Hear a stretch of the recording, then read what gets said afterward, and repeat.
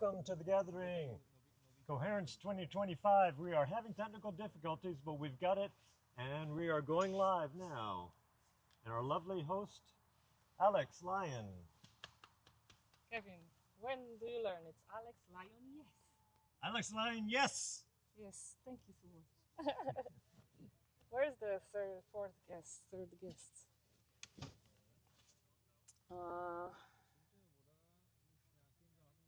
I need to make sure that we have these links spread. It's a morning link. It's the morning number 1 link. But was it updated?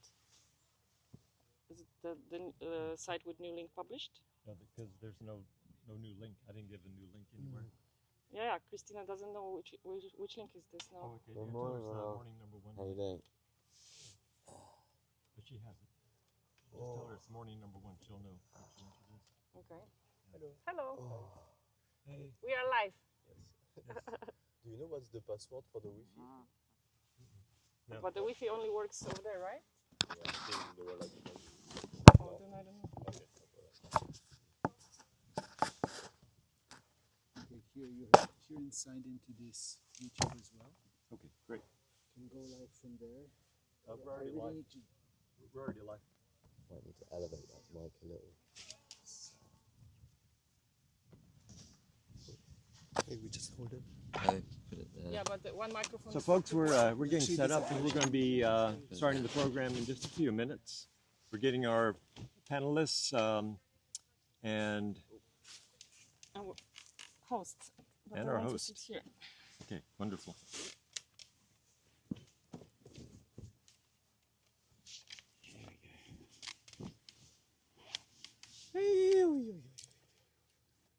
You can have some chilled conversation if you want on any topic for now. Yeah. So I'm curious. So I have a use case for hi-fi. So maybe because I think it's always interesting to understand like how it could be useful to me, and then I can understand better if the app is what I'm looking for. Sure. Yeah. So one of the things I've been pondering for a while is how we can actually collaborate in a more mycelial way. So because the way the mushroom works, if I understand it, is that each mycelial thread is exploring, is basically finding the material, and then it's going, is this something I've eaten already? Refers back to the central library, and then it looks for what it's already eaten. It's like that. If it hasn't already eaten it, and then it tries that, and each strand is trying something different across the network until it makes this discovery. Okay, now I can eat this. I can turn it into habitat or whatever. And then as soon as it makes that discovery, it shares it across the network and distributes it across the network. So I think this kind of application would be fantastic for something like citizen science, but also for contextualization of what already works, for making discoveries about what already works when you have a specific challenge in a specific environment. Right. How would that work on your system? Yeah. You basically just described our system. Mm-hmm. That's exactly how it works. Okay. So the name HiFi stands for mycelium, in the soil, and it's all about the communication of signals, back and forth between the neighbors. So they're not standing in isolation, like in silos, and competing against each other. They're actually working together. They're exchanging the signals, they're exchanging the nutrients, they're signaling what they need, and others are jumping in, helping out. Yeah. So that's the basic premise of HiFi, is to build a almost invisible thing inside the soil. And the soil for us is part technology. It's based on Ethereum. There's new layers of Ethereum. 3 people watching, perfect. And it's called Base, it's another blockchain. Hello! 3 people watching, so just nice as to see you as here. a ledger, What to brings you record here? the signals, basically to send around. They need to be stored somewhere so you can retrieve I them. think I need to, Or you can I don't find have ways access to the transfer live information, audience transfer value, interactions. transfer knowledge I in have these here, networks. Oh, damn. Right? And it's all open.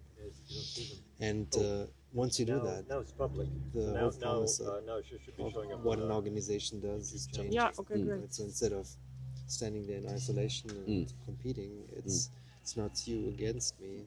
It's you and me. You know, we're coming together, and we need to do this to solve the really hard problems.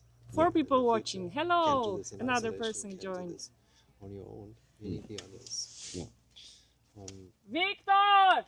And that's what we're trying to solve now. To Three. make that onboarding process easy, so people can join these spaces, orient themselves, see how they can participate in what capacity, I think we do it with 3 since Victor is and then gone. you just contextualize. You know, so type of space you want to create for a community like this here. For a core team who wants to do operational stuff, for a technology team who wants to focus on technology. So you have these contexts, right? Yeah. But yeah, I think what would be, so for me, I think what always helps to understand is when it's anchored in a real world situation. So if you tell me like a Christine said specific that audio is good. organization and how they would apply it, or a specific scientific field and how they would apply it, then it gives me I guess something Kevin, more if I can tangible. ask you to read the Sure. questions. So let's go down from a the layer. audience, if there will So be go any, down, or- a layer and give me how would, for example, Perfect. how could it potentially allow for both scientists and citizen scientists to engage in solving the same problem? That's a great question. All right, guys, we ready? Good morning. I'm Tree. Tree. Morning, Joachim. Tree. Yakin. Yes. Nice to meet you. Nice to meet you too. Yes, I would exactly. Wait, let me say hi to the audience first. Hello and welcome to the Coherence studio at the Gathering. Woo! I don't know what to do. Oh my goodness! I've never been in this situation before. Good job. Good job. Sweet. So thank you for. Maybe you can sit like that I can sit also.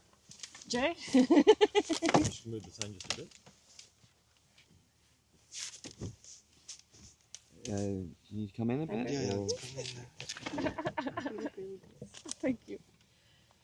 I would like you to first say who you are and what project are you working on for the audience in case they don't know you before we start to our main questions.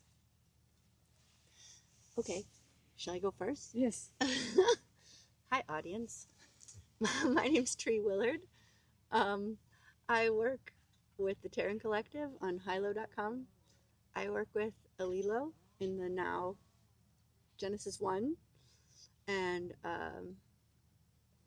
I don't know whether I'm in the Planeteer camp or the Coherence camp because I have friends and colleagues in both. But we're working on, in the now Genesis, we're working on digital sovereignty, a platform that will allow all of us to control our own data. And Hilo is a really awesome pro-social coordination platform. Beautiful. Thank you. Hi, I'm Jay. I'm from the best possible future you can imagine, and I am working with as many different organizations as I can weave myself together with to assist them to distribute the technologies that I see as the seeds of that best possible future. Also the organizational principles and processes and methodologies, etc.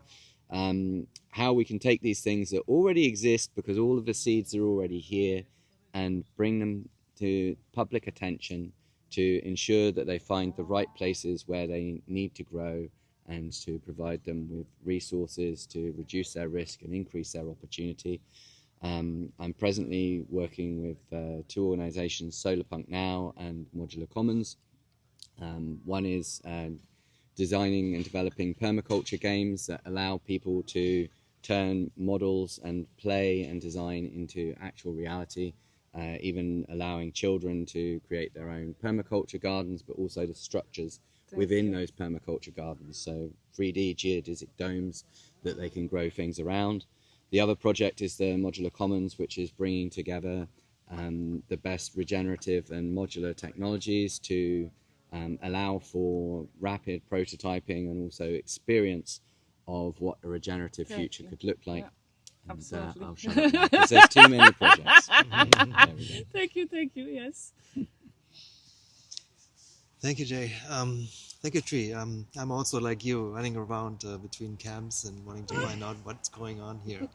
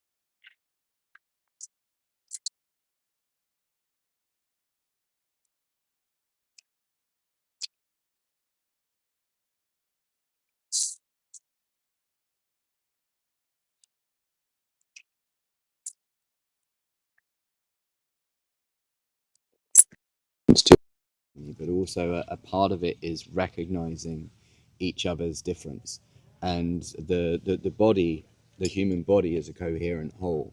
The hands are not the same as the brain and the heart and the arsehole, and we need all of them. Sorry, I probably shouldn't say arsehole to 5-year-olds, but Coherence is it's that everything is operating in its place, and we're recognizing each other's attributes and possibilities, and finding our right place that we can go forward together.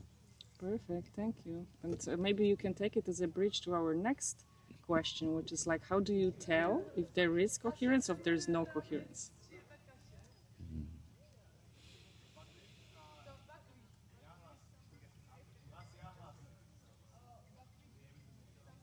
I would say, personally, it's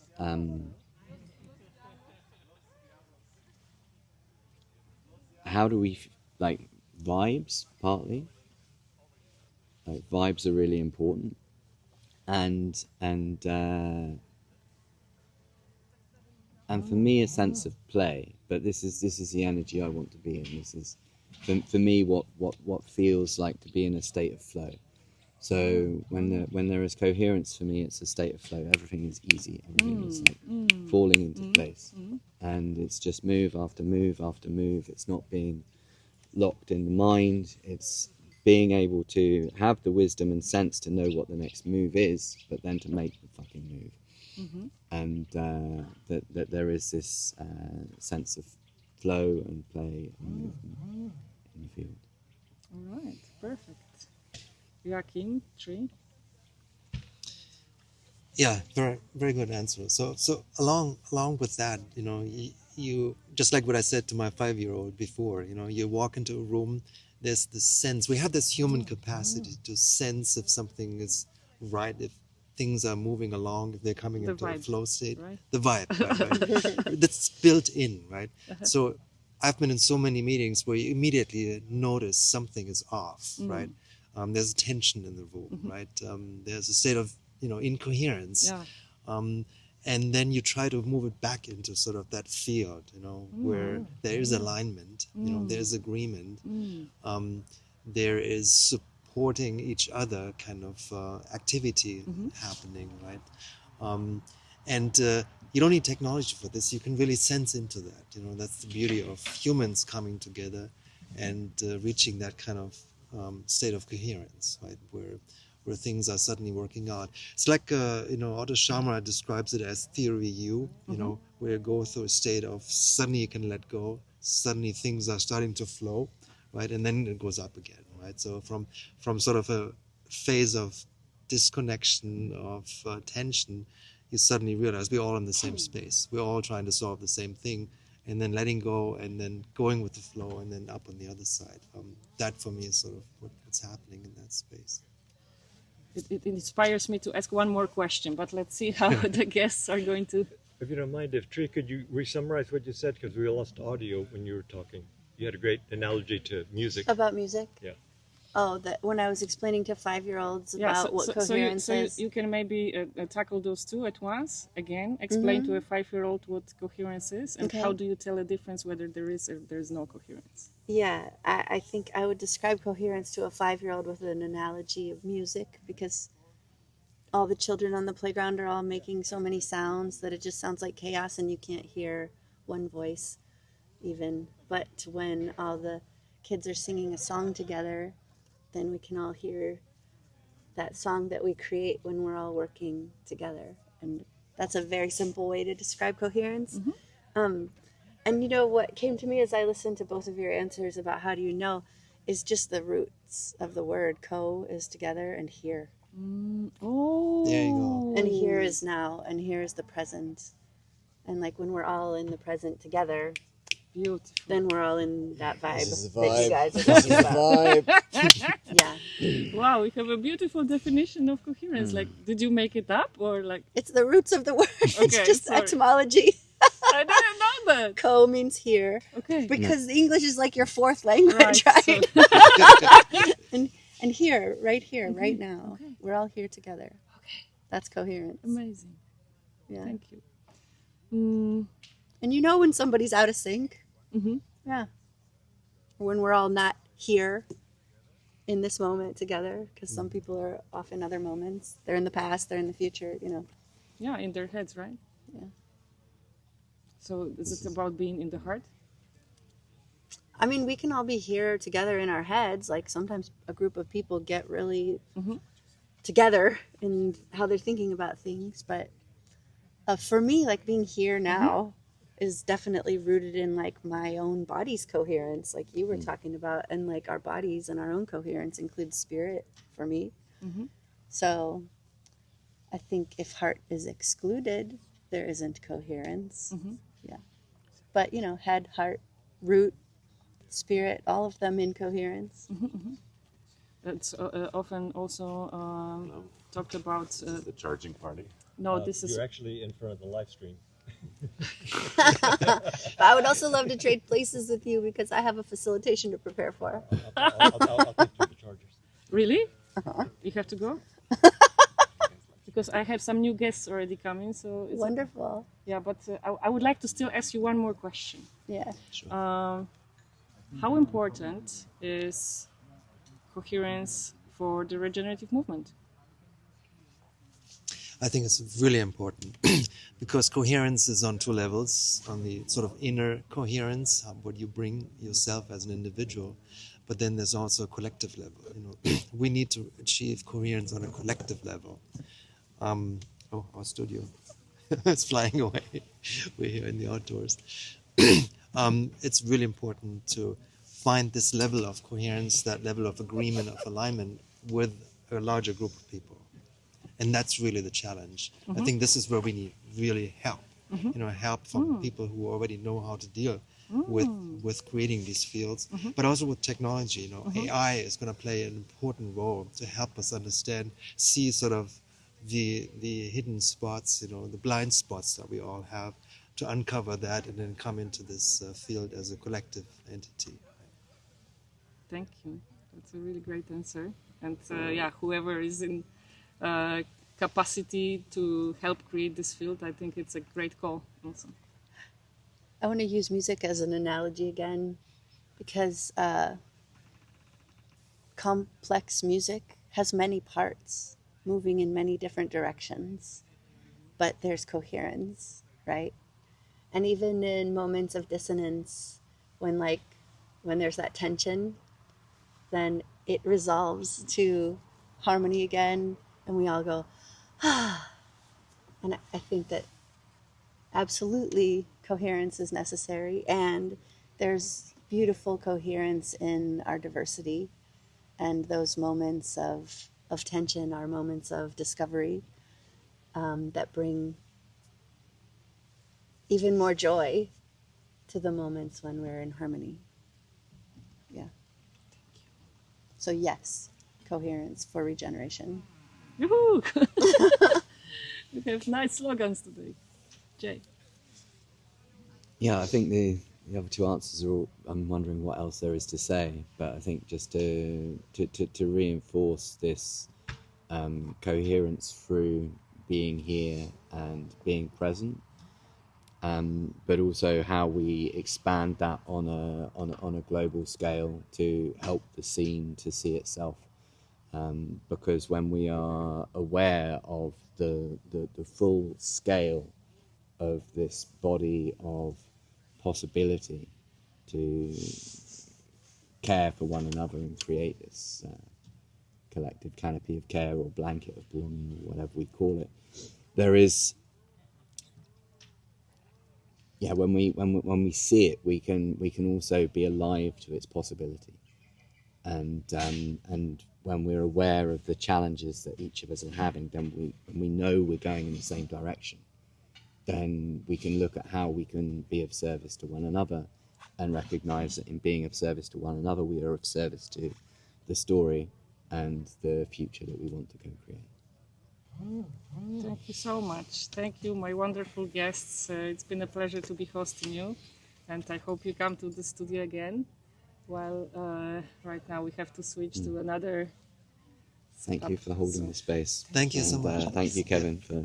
Thank you both. It was a pleasure listening to you. It's always been. Thank you. Thank you.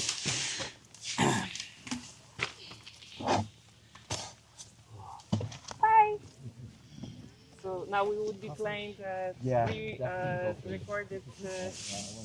So we're going to switch off interviews, and usually at this point we'd be showing you a beautiful video we took earlier in the day, but then we just started, so we'll be collecting those today and then showing them this evening. So Alex, who's up next? Hank. And Welcome, you, Hank. Hank and me. Love it. Yeah. What brings you here, Hank? An adventure to explore and connect with folks who are thinking about systems change. Oh, that's a good topic. It is. Ariana, didn't we? So, Hank, first of all, tell us where you're from and your projects that you're involved with. Perfect. Just do it because one of the guests I must search for her. You got to go. Russell. Good hunting. We're searching for a guest. Cool. Yeah. My name's Hank Holliday. I am from San Francisco. Been there for like 20 years, and my project is been growing this collective called Quorum One for the last 4 years. You're with Quorum One. Yeah. Oh my gosh. Yeah. I'm the meta founder. Nice to meet you. Yeah. Thanks. Not many people have heard about Quorum One, but it's an experiment to find and test new ways to organize companies, essentially. It kind of like one of the key principles. What we're doing is eco-mimetic design, creating organizations that mimic living ecosystems. Not just like biomimetic design, where you're mimicking one individual entity, but a process where this like mothership collective structure hosts many different entities that can be born and die and be composted and merge and split, and trying to get our corporate structures, our organizational structures to align with the way that sort of living ecosystems align. So Great. I have two. You have two. Okay, great. So two will be joining Hank? Yeah, exactly. Okay. And you'll be hosting, right? I'll be hosting. Okay, good. Or unless you want to host, and I. Very quickly. So systems change. What comes up for you first around systems? I think a lot of folks have a sense that what afflicts the world right now, and like what's bringing about a lot of the different aspects of the meta crisis that we're experiencing, we're facing a lot of seemingly intractable problems, and the reason that those problems feel so impossible to solve is because the solutions are not really possible to do from kind of the top layer, like all the way on top. As users of the system, we have to get down into the operating system and down into the structural components that the world is running on top of. So for me, systems change is about just thinking more deeply and foundationally and structurally about the possibility space of different solutions to the major problems that we see. Not just thinking of, okay, how can we work through existing political systems and economic systems to affect change, but how can we change those political and economic systems themselves? Great. Good morning, Catherine. Good morning, Ariana. Hi. Welcome. Good morning. Did we meet last night? I'm not sure we did. I'm not sure we did either. So I'm going to jump out and I'll get back behind the board, and we'll be welcoming our beautiful new guests. Okay. Good morning. Hey, how's it going? Hi. What's your name? I'm Hank. Hank. Ariana. That's perfect, because I just wanted to ask you to quickly introduce yourself also to our audience. Hello, audience. Say a few words about yourself and the project that you are working for. I can begin. Yes. My name is Ariana. I'm here. I just arrived to this gathering last night, so I'm still settling in a bit. Had a really stunning breakfast. And the project I'm working on and stewarding, I'm essentially attempting to gamify the emergent creative process. And creating a container where kind of half video game, but half in-person connection, but a container where we can play into the new world and create new systems and ways of being, resource the projects that are life-giving. So yeah, it's a little bit about what I am doing. Thank you. Yeah. Kevin, can you confirm that we have audio and everything is working? Let's see. Speak something. Hello. Yes. Okay, good, sweet. Okay. Yeah, I'm Lena, and yeah, I already arrived yesterday evening together. And yeah, at the moment I just finished my psychotherapist education, and so my project is still waiting. But in my opinion, a human is not just the psychological factors, and not like just like the body. It's implemented, and in the most cases, the most therapists don't look after what are you eating, what's your life, your lifestyle. Like, are you doing sports, and about the medicine factors. Less, and I want to create a place, something like a therapeutical retreat, where to take a look on the sport things. Like I want to bring people together to learn in a specific way that their lifestyle can be better, and they can have a lot of chance to make a forward in their lives, to have a better feeling and a better view of the future. Instead of multiple factors. Maybe I'm not used to talk about my project at the moment. Thank you so much. Sorry. Thank you. Hi. I mean, I kind of already introduced myself to some folks on the stream, Right. but I'm Hank Holliday. I founded a group called Quorum One, and we're essentially an experiment for new ways to organize businesses, particularly kind of early stage entrepreneurship.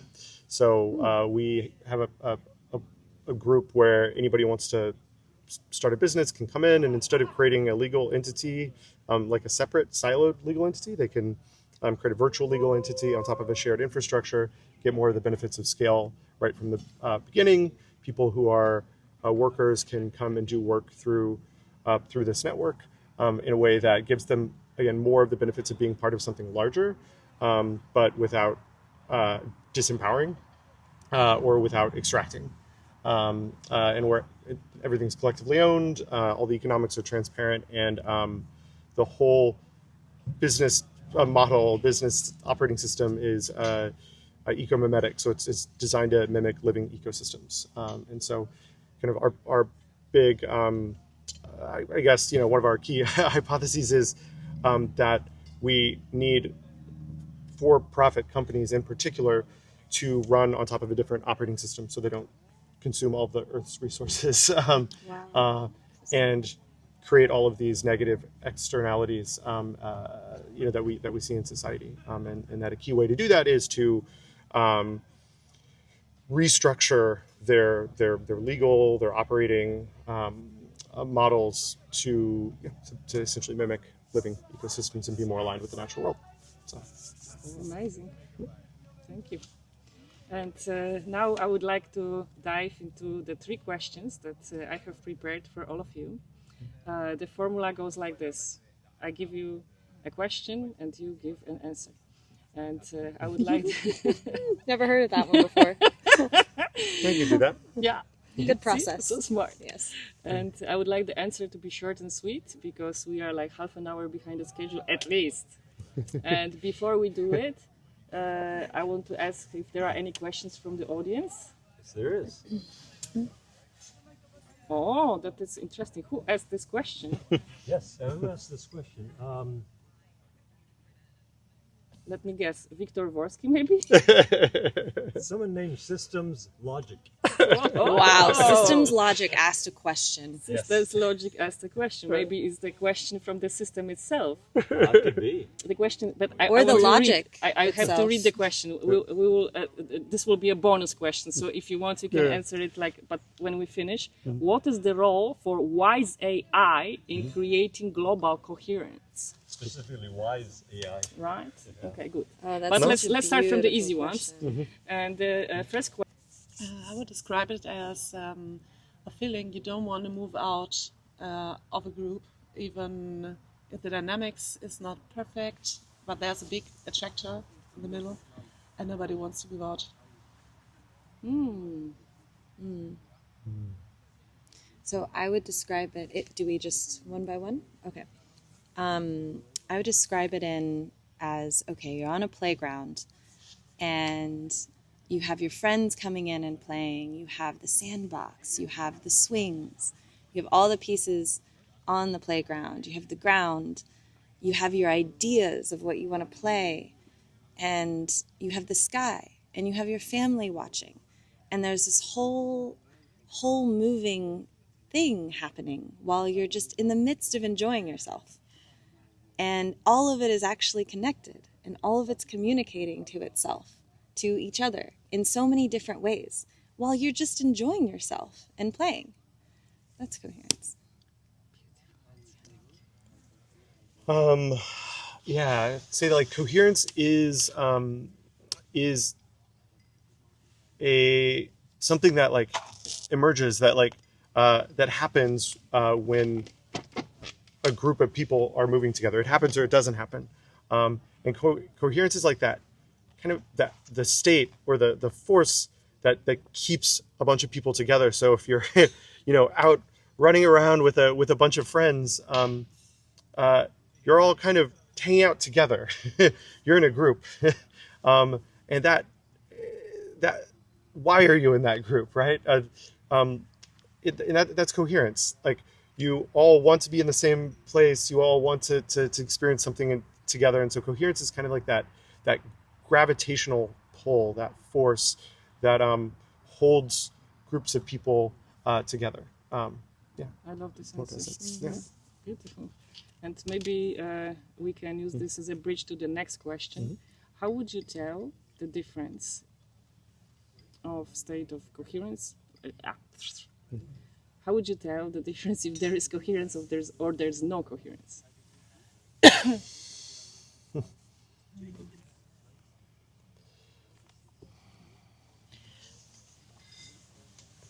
I think coherence is starting when the groups want to feel it and don't want to be separated on its own because of whatever.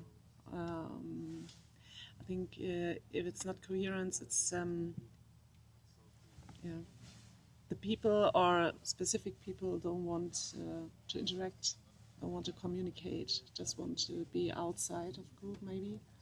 But the question is, how do you know, like, if there is coherence or there's no coherence? Like, how do you observe it? Do you see it with your eyes? Can you measure it?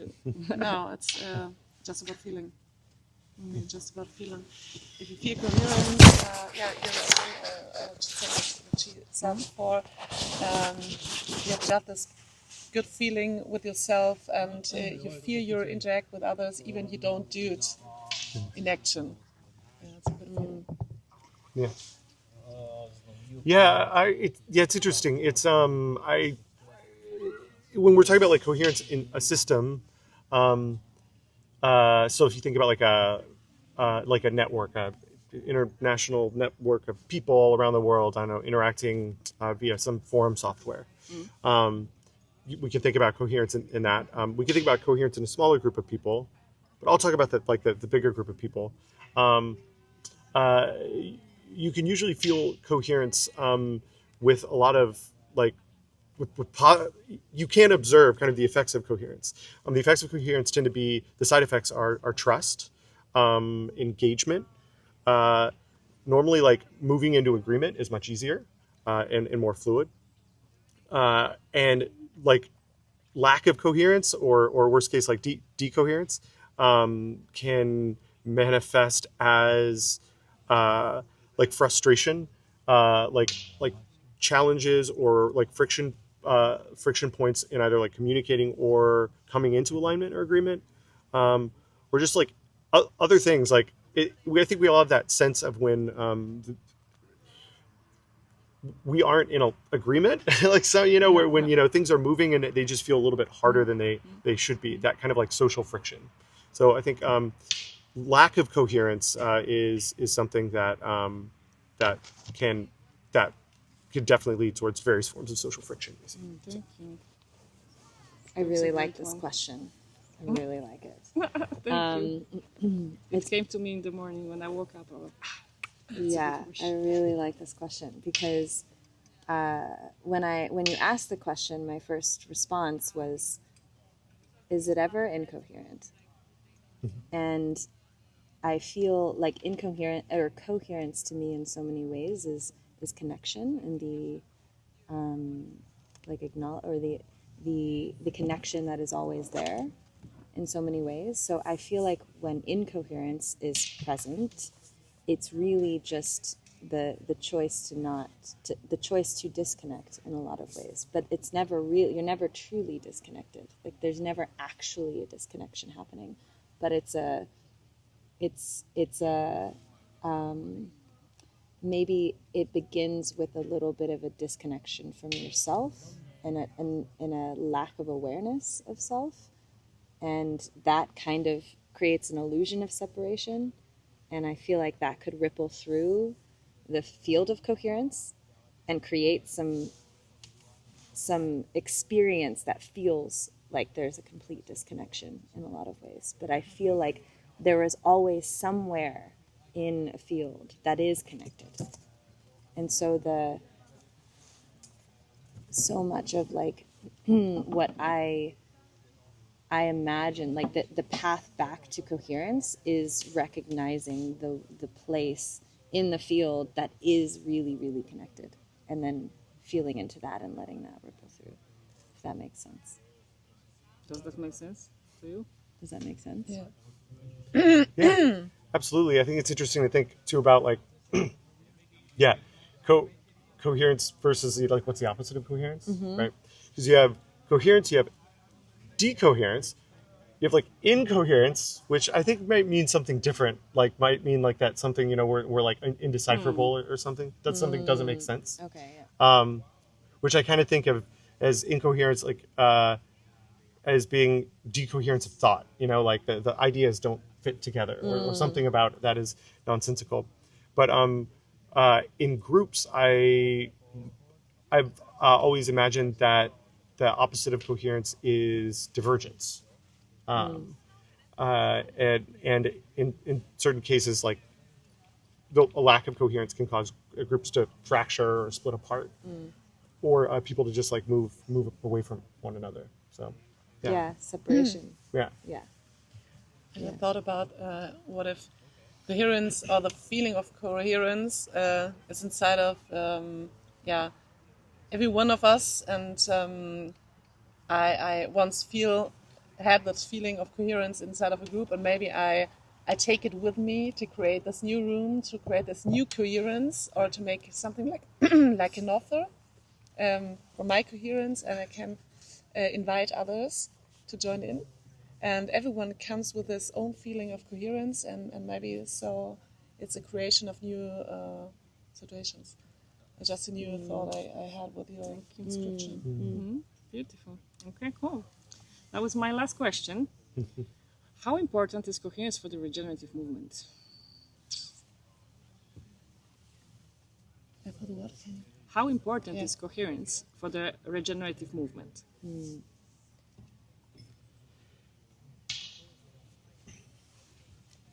I think it's for any social movement, and particularly like a systems change oriented societal level movement, coherence is both critical at certain times, and I would actually argue not desirable at other times,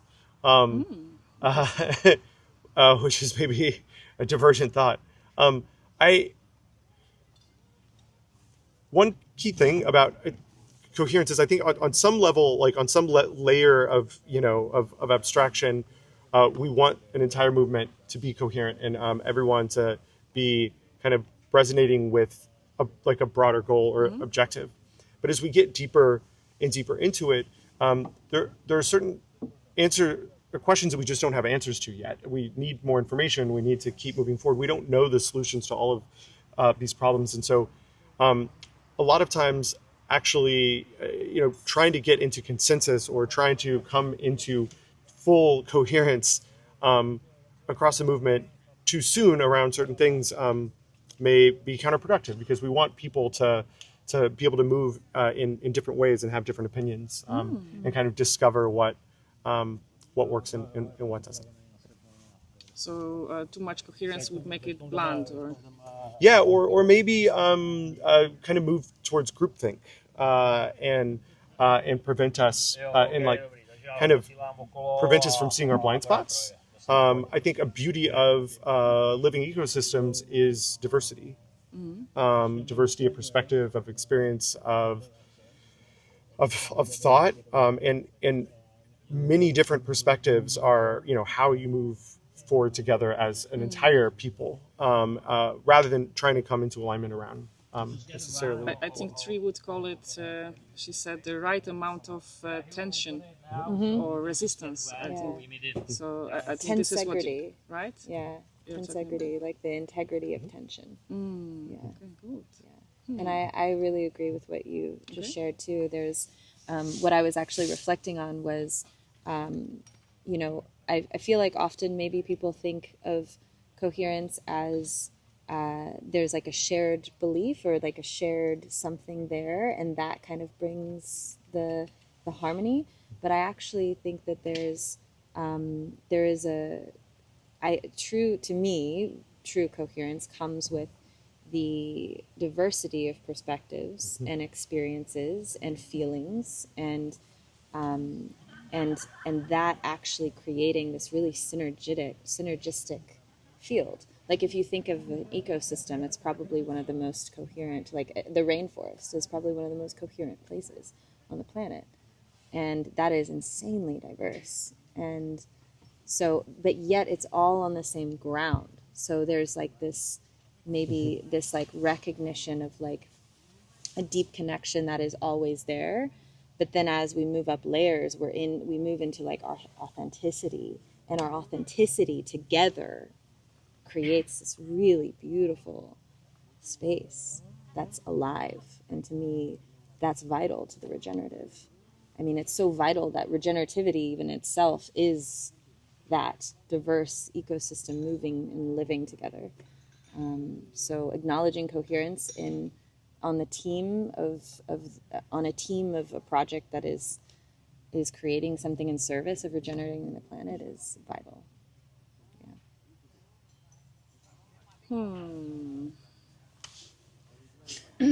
What are you thinking?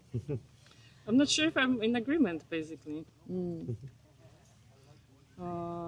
Yeah, I notice a lot of disagreement with some things that I'm saying. I'm wondering if, to me, coherence doesn't mean that there cannot be diversity. It's actually the opposite. It's the agreement to disagree that creates coherence. So, in my opinion, there is never enough coherence in the regenerative movement. And I think we don't have enough of it right now. But to me, it doesn't really say anything about our diverse perspective. I think the diverse perspective are like super welcome, right? Yeah. Because this is what creates this creative tension. Yeah. That's exactly. Yeah, that's what I heard you saying too. Yeah, that's 100%. Yeah. And this is also what you meant. I think it's that was more what I was saying. Yeah. Okay. Which is that I think coherence is a really important energy, and I think so is decoherence. We need all things in balance ultimately, and I think what we don't want is I mean, you could argue that the environmental movement of like the 1960s and 1970s like had a really high level of coherence, and it brought us to where we are now, which is it ultimately led us to a failure, like a really big failure, like a failure to prevent us from getting closer to the catastrophe that we now kind of seems inevitable. And so I think the danger of coherence is cohering around the wrong thing, Right. or cohering and then it feels good to be part of a community and to be and then that can sometimes like make the system more static. The beauty of decoherence, the beauty of smashing the thing, even if it's a beautiful thing, is that then you have to rebuild it, and then it creates motion in the system. So I think living systems are all about the balance of opposing forces in the back and forth, and they're all about movement. They're not we know that they're static, they're kinetic, or they're kinetic rather, not static. And so I think the energy of coherence is a beautiful energy, and I think it's the one that we need more of right now. And we shouldn't throw the baby out with the bathwater, because also we need the opposing force, so that we can keep the system always evolving, growing, building things up, tearing them down, until we get to where we need to go. And I would say that thank you so much, and I think you won the show. Well, it's interesting noticing even right now, right? Where are we now on the scales of coherence? Yeah. That to me is really fascinating, because you could feel kind of the flow of our conversation, and kind of the rise of tension and the fall of like resonance, and both of those being important to the coherence that we're creating as a collective right here, as Kevin smokes his beautiful pipe. Do we do the wise AI? Oh yes, please. Yeah. Yes. What is the role of wise AI in? Anybody has a funky answer to a bonus question? In creating global coherence. I have the thing that comes up. I don't know if this is even true, but the first thing that comes up for me is to be the most obvious mirror to our consciousness and our humanity, so that we can see ourselves even more clear.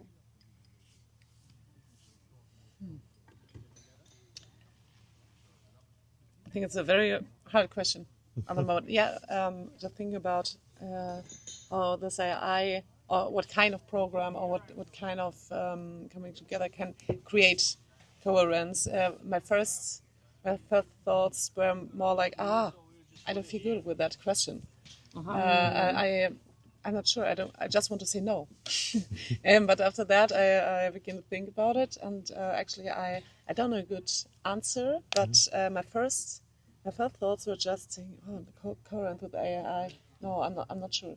Or it's the creation of a specific program that brings people together with this AI. But yeah. I think the beauty of the version of kind of the latest versions of AI that we have, like in large language models, is that is the depth with which they can process and feign the understanding of language, which is really powerful, because it means that they can reflect back to us.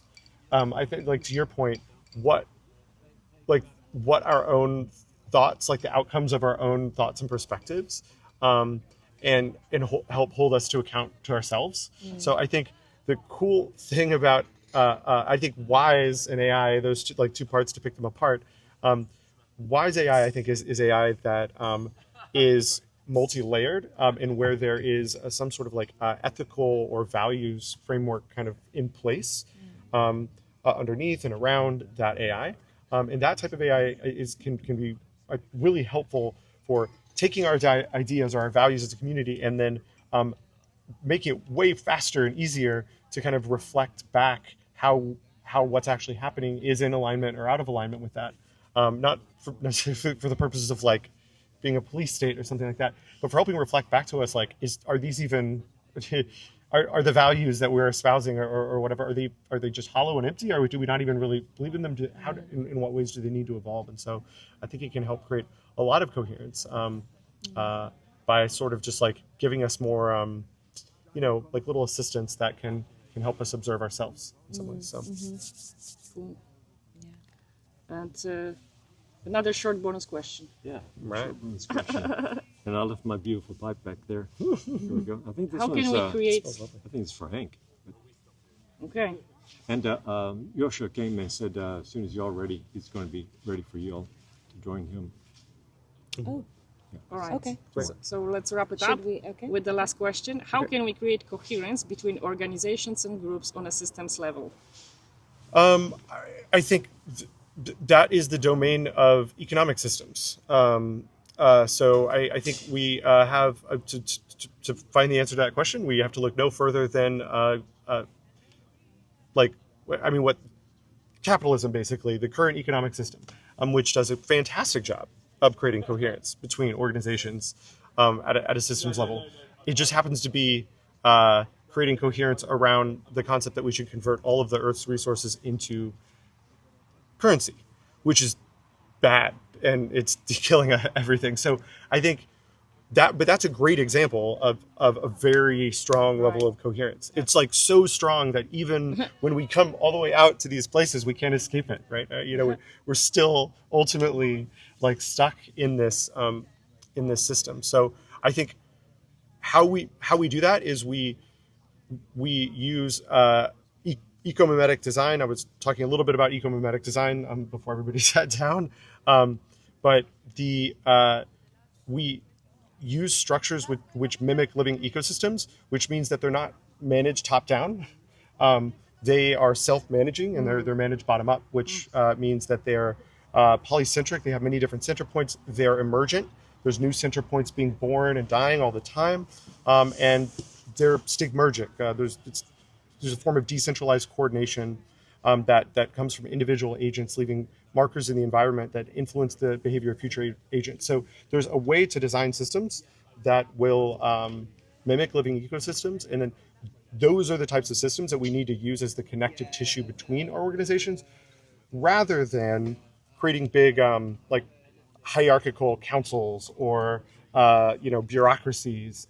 Those are things that are like dead systems, and so we have to go from dead systems to living systems and structures. So I love that. I have so many more questions, but I'm afraid that we are going to invite you here again, definitely. Awesome. Talk more. Sweet. Thank you so much, everybody. Thank you, It's been really lovely to host Thank you, you. and thank you, our wonderful audience, for the questions that you are bringing. Please come again. So we are going to have some interactions. And thank you, Kevin, for your amazing work. Without you, it wouldn't work. So, yeah. Or it might have worked better. I'm not so sure. Not so sure. I think it was pretty coherent. Is it the charging station? Okay. Bye, beautiful people.